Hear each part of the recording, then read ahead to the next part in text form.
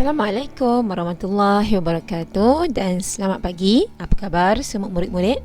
Cikgu harap kamu semua bersedia dan bersemangat untuk teruskan sesi PDPR bagi mata pelajaran sejarah pada hari ini. Baik, bersama saya lagi Cikgu Wan Nur Ain. Kita akan sambung unit 3 iaitu rukun negara. Minggu lepas kita telah pun mempelajari perkara berkaitan dengan rukun negara, iaitu bagaimana tercetusnya idea untuk melahirkan ataupun untuk mewujudkan rukun negara. Dan pada minggu ini kita akan mempelajari objektif yang baru, iaitu 10.3.4 menjelaskan peranan rukun negara dalam kehidupan. Maknanya di akhir sesi pembelajaran kita, kamu semua mampu menjelaskan peranan rukun negara dalam kehidupan dan kamu juga boleh menilai kepentingan rukun negara dalam membentuk jati diri rakyat Malaysia. Baik, sebelum kita teruskan pembelajaran kita pada hari ini, kamu boleh bersedia dengan buku teks sejarah. Buka muka surat 55. Okey, jom kita teruskan. Baik, di muka surat 55 dalam buku teks kamu ada ternyata ataupun ada tertulis topik penghayatan ataupun peranan rukun negara. Okey. Rakyat kita sebagai rakyat Malaysia, kita mestikah cintakan tanah air kita, betul tak? Jadi apabila kita cintakan negara kita, kita perlu patuhi, kita perlu taati dan kita perlu hayati rukun negara. Setiap warga negara Malaysia wajib mentaati rukun negara yang telah ditetapkan. Jadi apakah peranan utama rukun negara? Okey, yang pertama boleh kita lihat dalam buku kamu, muka surat 55 itu membentuk masyarakat yang harmoni. Macam mana masyarakat yang harmoni? Masyarakat yang harmoni maknanya tiada berlakunya salah faham, tak ada. Semua hidup dengan bertolak ansur, baik antara satu sama lain, dan kita menikmati keamanan, kedamaian di negara kita ni dengan bersama-sama, bersatu padu. Masyarakat pula akan mudah untuk membantu antara satu sama lain apabila memerlukan bantuan. Itulah masyarakat yang harmoni, bahagia je kan. Okey, yang kedua, rukun negara ni juga bila semua rakyat mentaati rukun negara, dia akan menjamin keutuhan negara. Keutuhan, apa maksud keutuhan? Utuh, maknanya kuat. Sebuah negara yang kuat, tak mudah goyang, tak mudah pincang. Okey, terutamanya apabila kita melahirkan taat setia kepada raja dan negara. Kan dalam rukun negara ada taat setia kepada raja dan negara kan. Itulah, bila kita taat setia kepada raja, kepada negara, dia akan melahirkan sebuah negara yang utuh, yang kuat. Okey, yang ketiga, mempertahankan keadilan.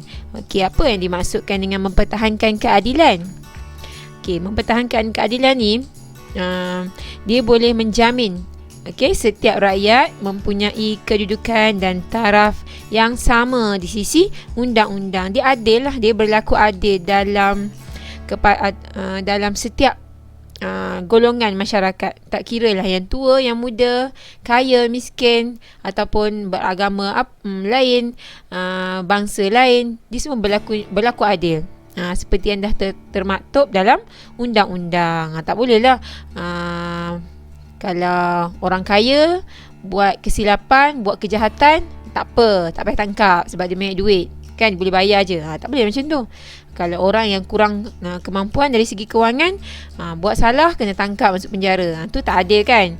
Jadi undang-undang kita ni adil kepada semua golongan, tak kira lah macam mana pun. Baik, seterusnya menerapkan nilai murni. Okey, ada kesilapan ejaan dekat sini. Okey, abaikan.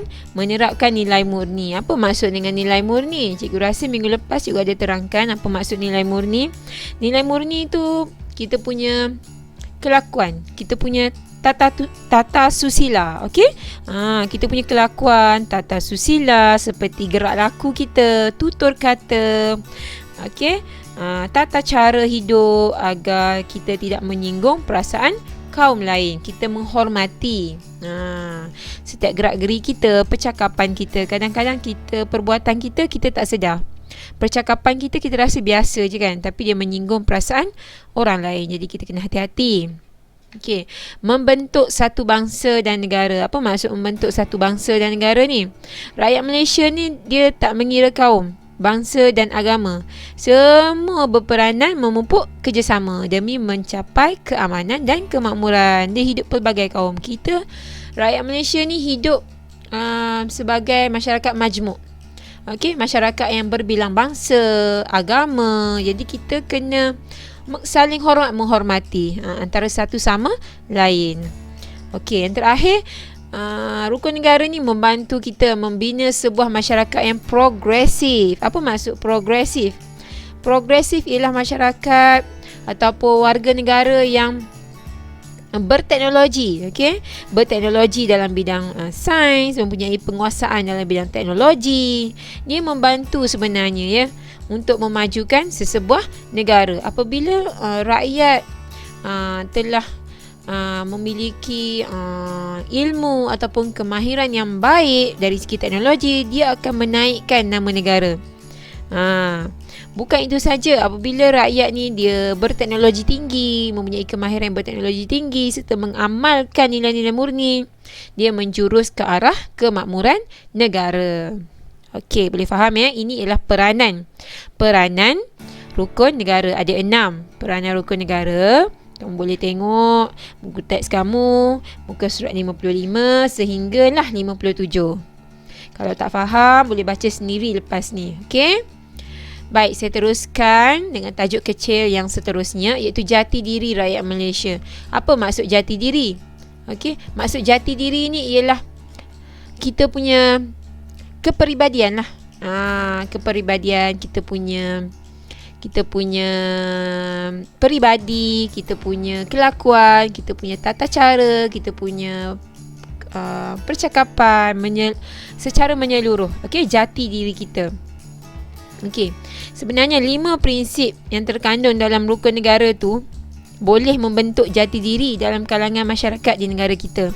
Sekiranya kita patuhi, kita taati ke-5 prinsip rukun negara, dia akan melahirkan seorang masyarakat, seorang warga negara Malaysia yang mempunyai jati diri yang baik, yang tinggi.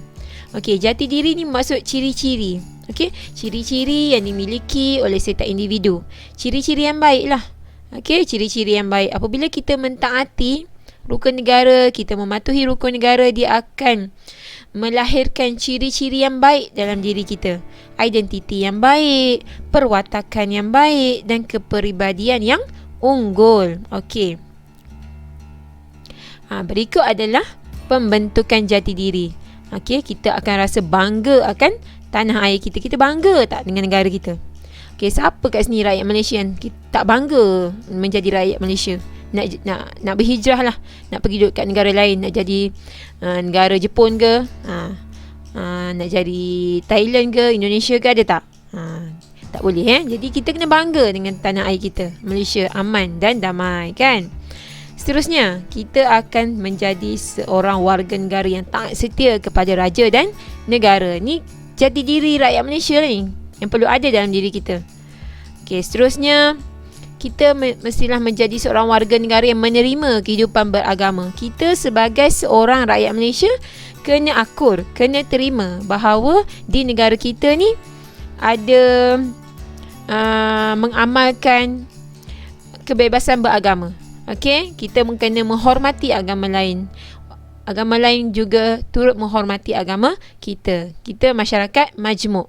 Masyarakat perbilang kaum dan agama. Seterusnya, patriotisme. Apa maksud patriotisme? Lebih kurang bangga akan tanah air lah kita. Semangat kenegaraan, semangat untuk memajukan negara kita kan. Kita sayang negara kita Malaysia. Okay, seterusnya persefahaman. Persefahaman ni kita sehaluan. Walaupun kadang-kadang ada perbezaan pendapat kita bawa berbincang. Betul tak? Kita duduk sama-sama, kita bincang. Dan kita akan pilih keputusan yang terbaik. Akan hasil daripada perbincangan itulah tercetusnya persefahaman. Kita faham. Seterusnya perpaduan. Perpaduan ni kesepaduan, kesepakatan, sama-sama. Kita sentiasa bersama-sama. Okey, seterusnya berusaha gigih. Dalam apa jua, memajukan diri sendiri, memajukan ahli keluarga kita, memajukan contoh kamu seorang murid, okey, kamu berusaha gigih. Yang utama sekali nak bagi diri yang pandai. Yang kedua, okey, nak bagi mak dengan ayah bangga kan dengan kamu. Jadi anak yang pandai, anak yang soleh insya-Allah. Okey, mengharumkan nama sekolah. Betul tak? Jadi kita buat sesuatu mesti ada sebab. Mesti ada sebab, okey? Berakhlak mulia. Akhlak mulia ni dia juga berkaitan dengan kepribadian yang baiklah. Okey, nilai murni, sentiasa mengamalkan nilai murni. Sebenarnya murid-murid, cikgu nak bagi tahu amalan nilai murni tu sangat penting. Sebab tu kat sekolah pun ada amalan baik. Tak tahu lah cikgu dah pernah cerita kat kamu belum. Okey, sekiranya murid-murid SK Perwira sentiasa mengamalkan nilai murni, amalan baik, dia akan dicatat. Dicatat oleh guru-guru kamu dan diisi dalam SSDM, amalan baik. Ada markah untuk kamu.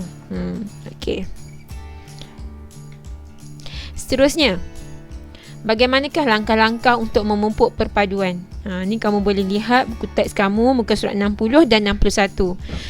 Berikut adalah langkah-langkah apa yang telah dilakukan oleh kerajaan negara kita untuk memupuknya perpaduan. Bukan senang ya murid-murid untuk mewujudkan sebuah negara yang harmoni, yang aman dan damai, sebab kita terlalu ramai. Apabila terlalu ramai, kita ada banyak perbezaan pendapat. Walaupun kita sentiasa ada perbezaan pendapat, kita tetap kena berbincang dan akan mewujudkan kesepakatan, keharmonian. Kalau kamu tengok kat rumah kita pun kan, kamu ada berapa orang adik-beradik? Contoh ada 3 orang, ada abang, ada adik dan diri kamu. Kat situ pun kadang-kadang kita ada pertelingkahan pendapat kan, tak setuju. Jadi kita kena bincang, cakap elok-elok. Kat situ pun ada. Ni kan satu negara, ramai orang kan, bukan senang untuk memupuk perpaduan. Sebab itulah kerajaan negara kita ada banyak banyak langkah-langkah yang telah diambil untuk memupuk perpaduan. Yang pertama pada tahun 1957. Pengisian kemerdekaan. Apa maksud pengisian kemerdekaan ni? Permuafakatan politik memudahkan proses kemerdekaan Persekutuan Tanah Melayu. Dari dulu lagi, dari tahun 1957 lagi dah wujudnya kesepakatan ni. Sebab itulah negara kita ni mudah untuk mencapai kemerdekaan. Akhirnya kita berjaya mencapai kemerdekaan hasil dari kesepakatan. Seterusnya pada tahun 1963 dengan adanya Akta Bahasa Kebangsaan, bahasa Melayu telah dijadikan bahasa kebangsaan sejak kemerdekaan negara lagi. Akta ini bertujuan untuk memantapkan pelaksanaan bahasa Melayu dalam semua bidang. Jadi walaupun negara kita ni pelbagai agama, pelbagai kaum, ada bahasa yang berbeza-beza kan, tapi kita pilih bahasa Melayu sebagai bahasa kebangsaan. Semua orang yang berada di Malaysia ni, warga negara Malaysia lah, maksud cikgu, semua mampu bercakap dalam bahasa Melayu, sebab bahasa Melayu ni bahasa kebangsaan. Bahasa kebangsaan, bahasa rasmi negara kita. Seterusnya 1969 telah wujudnya Jabatan Perpaduan Negara. Melalui Jabatan Perpaduan Negara, cikgu tersilap kat sini. Silap ya, pengisian kemerdekaan pula. Bukan. Pada tahun 1969 sepatutnya apa kat sini?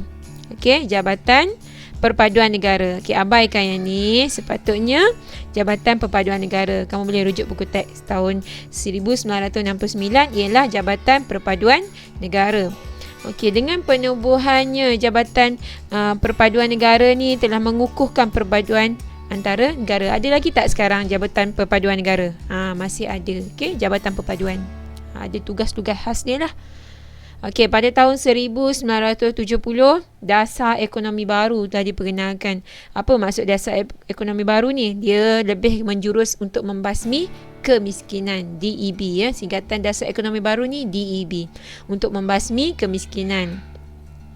Seterusnya, pada tahun 1961, wujudnya wawasan 2020. Kita telah pun melaluinya pada tahun lepas, kan? 2020, apa wawasannya? Dia dah digubal untuk membentuk masyarakat yang progresif dan berakhlak mulia. Kamu rasa tercapai tak benda tu? Sains dan teknologi menjadi asas kemajuan negara pada masa hadapan. Cikgu rasa capai, kan? Pada zaman sekarang ni, zaman teknologi, zaman sains dan teknologi. Seterusnya, pada 1992, diwujudkan Malaysia Boleh. Slogan Malaysia Boleh diperkenalkan untuk menyuntik semangat rakyat Malaysia untuk mencapai kejayaan pada peringkat antarabangsa, terutama dalam bidang sukan lah, kan? Malaysia Boleh. Siap ada lagu lagi. Macam mana lagu Malaysia Boleh? Boleh nyanyi tak? Okey. Pada tahun 2019 telah diwujudkan Gagasan Satu Malaysia. Gagasan Satu Malaysia ni, dia diperkenalkan untuk mengukuhkan hubungan dan kerjasama antara masyarakat berbilang kaum ke arah kesejahteraan hidup. Gagasan Satu Malaysia. Baik. Okey, dah habis dah. Kamu boleh tengok video saya ulang-ulang kali kalau tak faham, dan kamu juga boleh baca buku teks. Sejarah memang kena banyak membaca sebab dia fakta. Okey, untuk tugasan hari ini ialah dalam buku teks kamu, muka surat 64, salin dalam buku nota sejarah. Okey, ada satu je tugasan. Okay, dia dah bagi soalan ke atas. Kamu boleh isikan tempat kosong dan pilih jawapan di bawah. Dia dah bagi pilihan jawapan, kau pilih je. Itu saja untuk hari ini. Selepas kamu menonton video saya, bolehlah kamu rehat selama 5 ke 10 minit. Lepas tu terus je sambung buat tugasan hari ini. Okay? Dah siap hantar pada saya. Sekian, terima kasih. Assalamualaikum.